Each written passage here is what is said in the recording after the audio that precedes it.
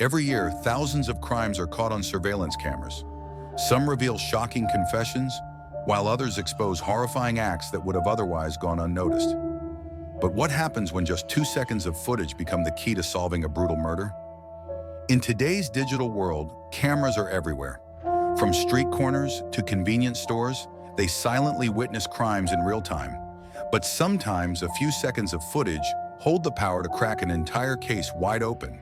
In this episode, we unravel one such case, the mysterious disappearance of Shrimathi Shetty, where a seemingly ordinary CCTV clip changed everything. On the southwestern coast of India, along the Arabian Sea, lies a beautiful state known as Kartika. Kartika is famous for its beaches, temples, natural beauty, and being the largest coffee-producing state in India.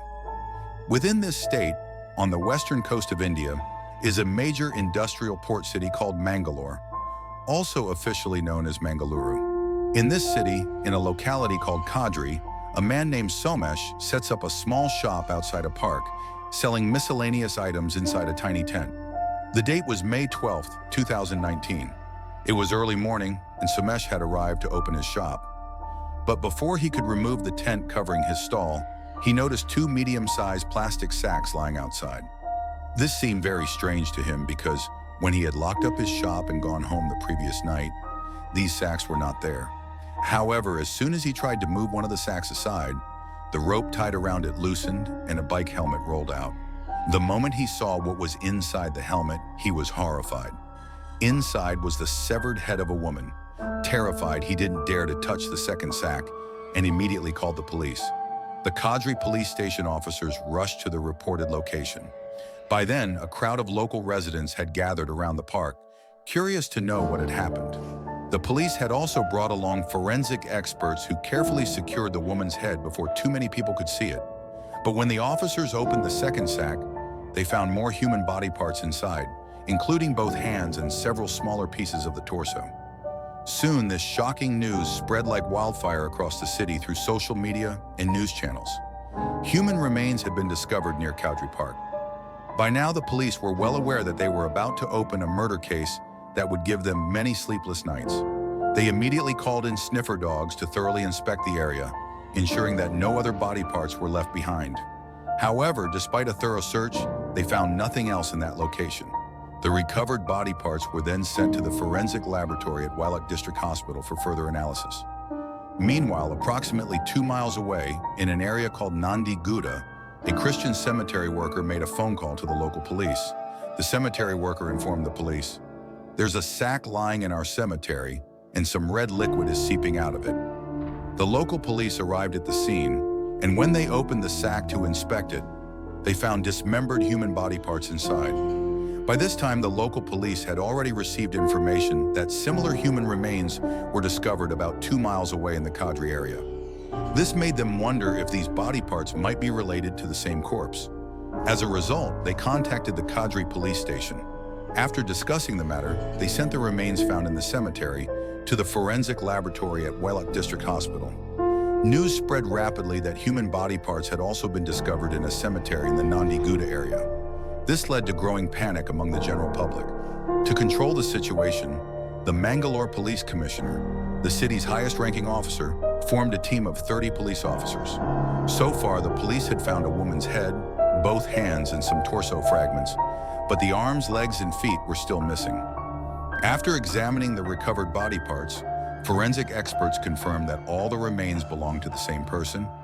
They also concluded that the body was indeed that of a woman, estimated to be between 35 and 40 years old. Additionally, forensic experts determined that the murder took place only 24 to 30 hours ago, meaning the crime occurred around May 11, 2019. In most cases, after discovering a dead body, the police focus on finding the killer. However, in this case, before identifying the murderer, it was crucial to determine the victim's identity. Therefore, the police notified all Mangalore police stations, stating, "We have found human body parts.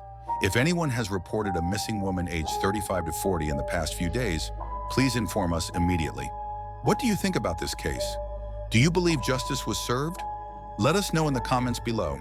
And if you want to see more real-life cases like this, don't forget to subscribe and turn on notifications. Stay safe and stay aware. Meanwhile, a man arrived at the Kadri police station. He stated, "My sister has been missing since the morning of May 11th.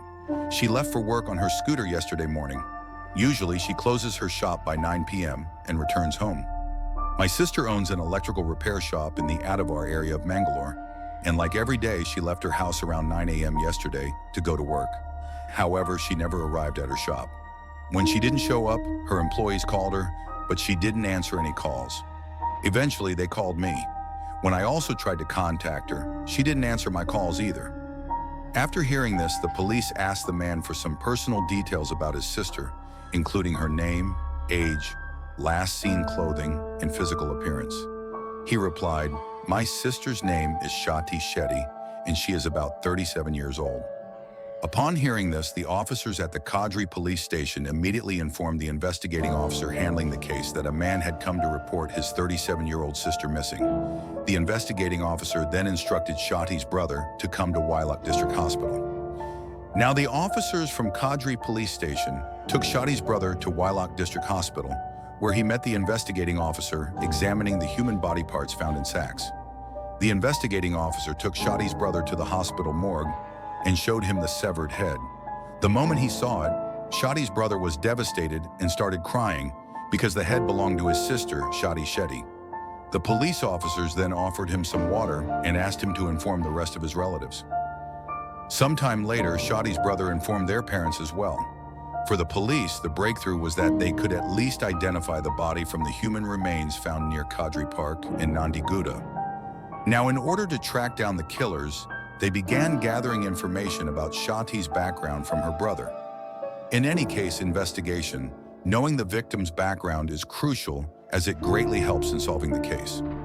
Moving forward, Shetty's brother revealed that his sister had been living in the Mangalore-Adavar area for some time with their father's elder sister.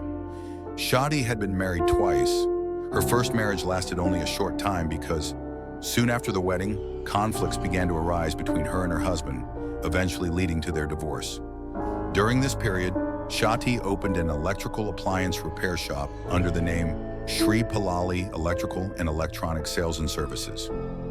Following this, Officer Mahesh, who was leading the investigation, assigned a few police officers to search for Shrimathi Shetty's scooter in the area where she was last seen on the evening of May 13th. Some officers arrived at the location where Shrimathi Shetty was last spotted. After searching the area for a while, they noticed a garage. Outside the garage, several vehicles were parked for repairs, including a maroon-colored TVS Jupiter scooter. When the police checked its license plate, they found that the number matched Shrimathi's scooter. To confirm, they officially verified the registration number, which also revealed that the scooter was registered in Shrimathi Shetty's name. Upon thoroughly inspecting the scooter, the police noticed some bloodstains on the rear wheel. Additionally, inside the scooter's storage compartment, they found a tiffin box, a bank passbook, a charger, and a handkerchief. Meanwhile, the police were reviewing multiple CCTV footages from the Sutrapit area, where Shrimathi was last seen. During this process, an officer came across a crucial CCTV clip that was only 2 seconds long. In this footage, Shrimathi is seen sitting on her scooter while another man on a scooter is standing beside her. Shrimathi says a single line to the man and then immediately leaves. However, just seconds later, the footage shows that the man also took off on his scooter, following Shrimathi. There was nothing in the footage that could make the police suspect the man because the two appeared to be having a normal conversation at that moment. Still, at this point, the police felt that despite reviewing several hours of footage and speaking to dozens of people, they had yet to find any concrete leads. As a result, their focus ultimately shifted to this 2-second clip. The police now decided to check who exactly the person was that Shrimathi spoke to. Since the man was wearing a helmet, it was impossible to see his face. To identify him, the police enhanced the CCTV footage and noted down the scooter's registration number. After this, they found out that the scooter was registered under the name of a man named Jonas Sampson. Using this registration number, the police obtained Sampson's address and reached his house by the evening of May 15th. His house was located on 9th Cross Road in Sut. When the police knocked on his door, Sampson himself opened it. However, the moment he saw the officers, he immediately shut the door from the inside. This reaction made the police certain that something was wrong. Additionally, Samson's sudden act of locking the door raised concerns that he might harm himself out of fear or attempt to escape. For this reason, the police quickly broke down the door and entered the house, only to find Jonas Samson attacking his own head with a knife. Fortunately, the officers stopped him just in time and restrained him. Due to the injuries he had inflicted on his head, he had to be admitted to the hospital. However, 2 to 3 days later, when Jonas Samson recovered, the police took him straight from the hospital to the police station. There he was subjected to intense questioning, with the first and foremost question being, "What is your connection to Shrimathi Shetty?" Samson then revealed that until some time ago, he had been living in the Ottawa area with his 46-year-old wife, Victoria Myas. He wanted to start a business there, but he did not have enough money. During this time, he learned that a woman named Shrimathi Shetty, who lived nearby, lent money on interest. Upon discovering this, Samson borrowed 100,000 Indian rupees, approximately $1,150 from her. The police then opened the ledger in which Shrimathi Shetty recorded the names of people to whom she had loaned money. Among these names was Jonas Samson, but she had only written his surname, Samson. Since there were several people with the same surname in that area, identifying him was challenging.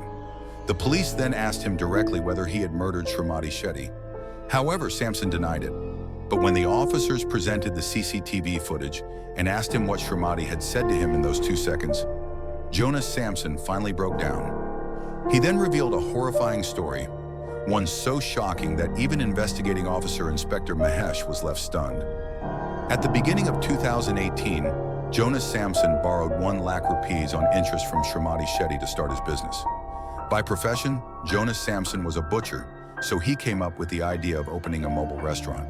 However, he was short on funds to launch the business because he needed a food van, utensils, a significant amount of initial supplies, and a chef. But as soon as Samson borrowed the money from Shrimathi and started his mobile restaurant, it quickly gained popularity. Samson actually hired a chef from North India who was an exceptional cook, and the pork kebabs he made became very famous among the locals. Every day, Samson handled the procurement of supplies and prepared raw ingredients, while the chef added spices and cooked the food. The chef had a magical touch, and it was because of him that Jonas Samson's restaurant took off. Due to the delicious taste of the food, many customers became regulars. During this time, Samson managed to repay 40,000 rupees of his 100,000 rupee loan, around $460.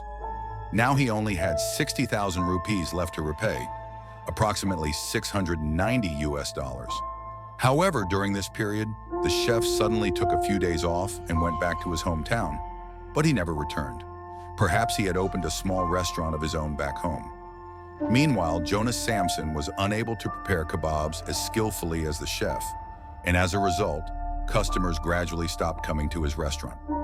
Because of this, in March 2019, Jonas Samson had to shut down his business. Since the beginning of 2019, he had not repaid Shrimathi's money. Shrimathi had a habit of publicly humiliating anyone who failed to repay her on time. She did this so that the person would feel embarrassed and return her money as soon as possible.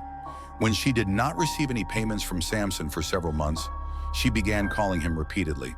Meanwhile, Samson and his wife Pallavi were in such dire financial straits that they couldn't even afford their rent, prompting their landlord to ask them to vacate the house.